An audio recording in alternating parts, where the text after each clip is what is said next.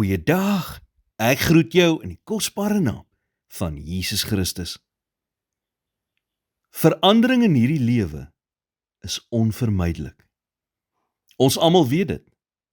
Maar dikwels tree ons nog steeds verbaas op wanneer dinge nie dieselfde bly nie. Dinge op aarde bly nooit dieselfde nie. Daar is gereed verandering in ons lewens, ten goeie of ten kwade.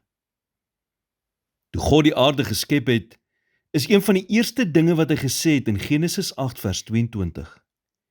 Van nou af sal al die dae van die aarde, saaityd en oestyd, koue en hitte, somer en winter, dag en nag nie ophou nie.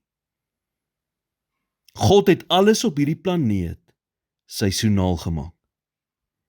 En omdat God die wêreld so ontwerp het en gesê dit is goed, weet ons dat verandering tot ons voordeel is.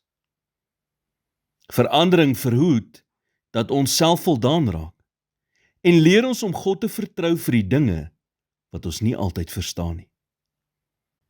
Verandering wat soms moeilike tye in ons lewens bring, maak ons meer afhanklik van God.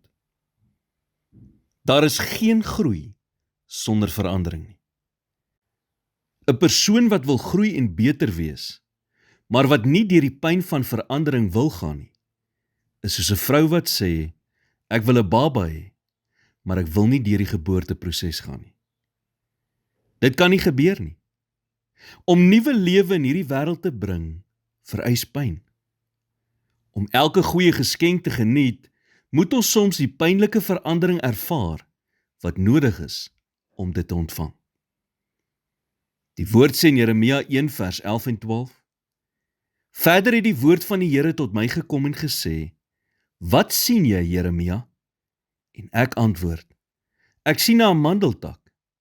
Toe sê die Here vir my, jy het goed gesien, want ek is wakker oor my woord om dit te volbring. Amandelbome blom baie vroeg in die lente.